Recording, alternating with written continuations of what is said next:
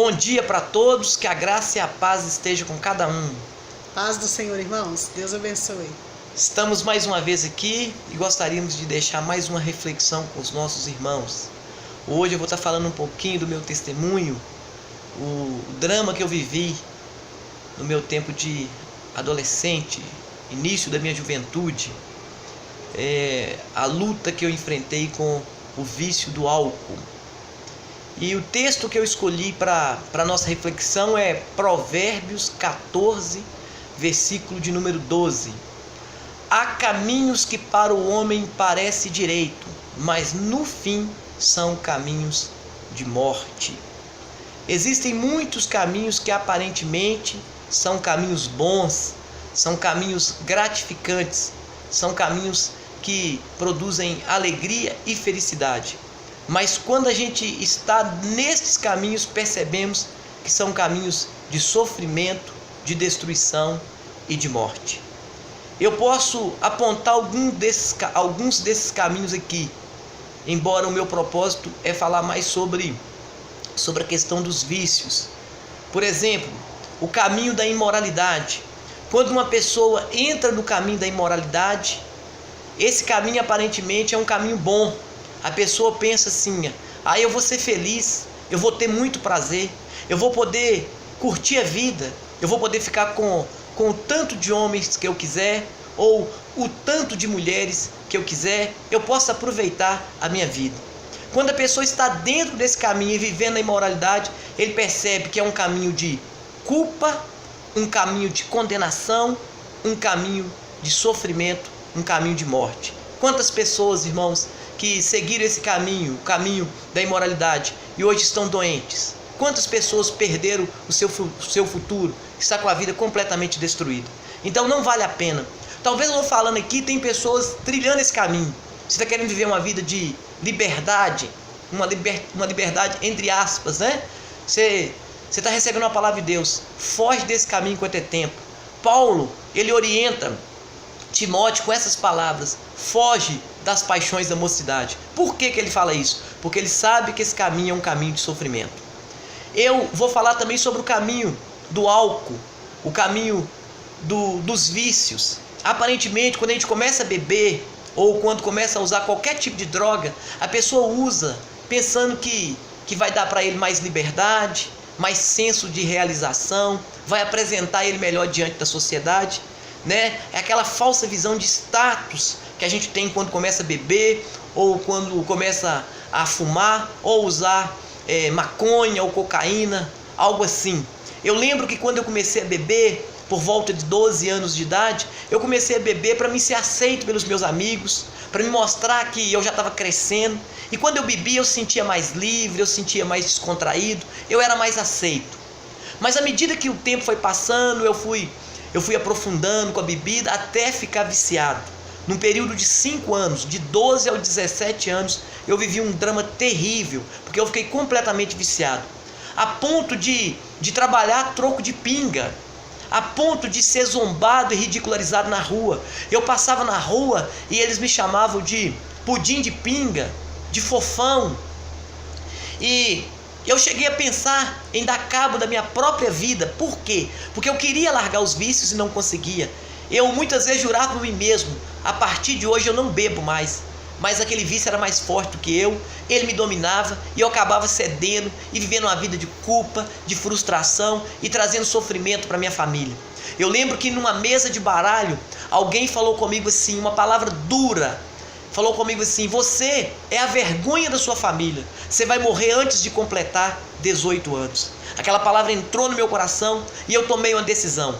Quando eu estiver inchado, a ponto de eu ver que não tem mais jeito, eu não vou dar trabalho para ninguém, eu vou dar cabo da minha própria vida. Pensa, um adolescente, 17 anos, sem esperança, pensando em dar cabo da própria vida, porque ele entrou por um caminho que aparentemente seria bom, mas descobriu que é um caminho de morte, um caminho de sofrimento.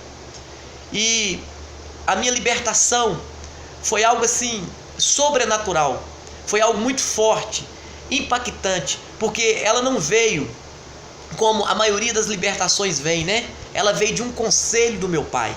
Eu lembro que numa segunda-feira o meu pai me chamou para conversar. Eu já tinha bebido o domingo todo, chegado em casa embriagado, sem saber até quem me levou para casa. E na segunda-feira eu já acordei bebendo. À noite o meu pai me procurou e falou comigo: eu preciso conversar com você. E me chamou para o terreiro da minha casa. E eu fui atrás dele com os punhos fechados, pensando assim: se ele falar alguma coisa eu brigo com ele, porque eu ainda estava bêbado, embriagado. A bebida leva a gente a brigar com os pais, a brigar com o cônjuge, leva a gente a ofender pessoas que nos amam. Quando chegou ali, meu pai falou comigo assim: meu filho, o que está acontecendo? Fala comigo. Eu e sua mãe estamos preocupados com você. Você está apaixonado? Fala, meu filho, o que eu posso fazer para te ajudar? Eu olhei para o meu pai e ele estava chorando. Eu nunca tinha visto o meu pai chorar. E eu falei com o meu pai, eu comecei a chorar e falei com o meu pai: pai, a partir de hoje, eu nunca mais coloco álcool na minha boca. E para a glória de Deus, a partir daquele dia, nunca mais eu bebi. Eu tinha 17 anos naquela época, né? Hoje eu tenho 44 anos de idade. Nunca mais eu coloquei álcool na minha boca, para a glória do Senhor. E eu falo, o que um pai, né? O que um conselho do pai não pode fazer? Uma palavra. A Bíblia diz em Provérbios 24:3, que é com sabedoria que edifica a casa. O meu pai falou comigo com amor e sabedoria, e aquilo desarmou o inferno, aquilo quebrou as fortalezas das trevas, aquilo me soltou da prisão daquele vício. Meu pai foi um homem de Deus, e através de uma palavra amiga, uma palavra acolhedora, uma palavra carregada de amor, ele me soltou das garras dos vícios. Quem sabe eu estou falando aqui, tem um pai, tem uma mãe me ouvindo, você tem um filho dependente.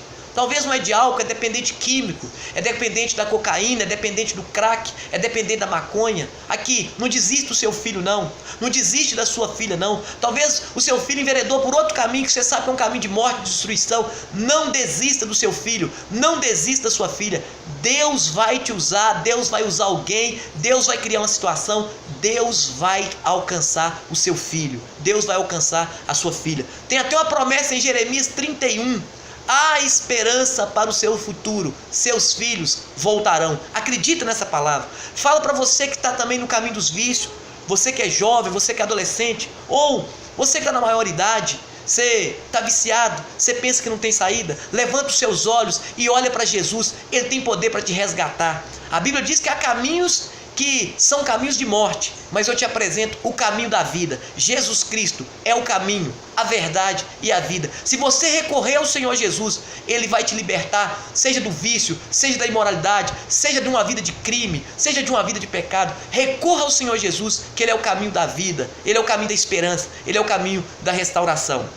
Eu quero concluir essa reflexão falando para você, rapaz, falando para você, moça: não entre pelo caminho da imoralidade, não entra pelo caminho dos vícios, do álcool ou das drogas, ou pelo caminho do crime. Aparentemente são caminhos bons, gratificantes, que têm um dinheiro rápido, que têm resultados rápidos, mas esses caminhos são caminho de morte, e muitas vezes um caminho irreversível, sem saída. Não entra nesse caminho não. E muitas vezes a gente entra por quê? Entra por curiosidade, entra por influência dos amigos, entra por descuidar mesmo das nossas decisões. Eu deixo essa palavra para você e concluo falando: há solução para o seu problema, há saída para você. Jesus é a solução. Sei que Deus trabalha individualmente na vida de cada um. Uns Deus vai salvar, vai libertar através de uma clínica, de uma casa de recuperação. Outros através de uma oração, de um conselho, de uma palavra. Mas uma coisa é certa: e conhecereis a verdade, e a verdade vos libertará. Jesus é a verdade que liberta. É ou não é, Solange? Isso mesmo, e Jesus te ama muito, viu? Nós estamos na igreja Casa de Oração para Todas as Nações, aqui em Santa Luzia, no Bonanza. Se você não congrega em nenhuma igreja e quiser nos visitar, o convite está feito. Quer acompanhar nossas mensagens? Evânio José Vieira, no Facebook. Gente, um abraço para todos e Deus abençoe. Deus abençoe a todos.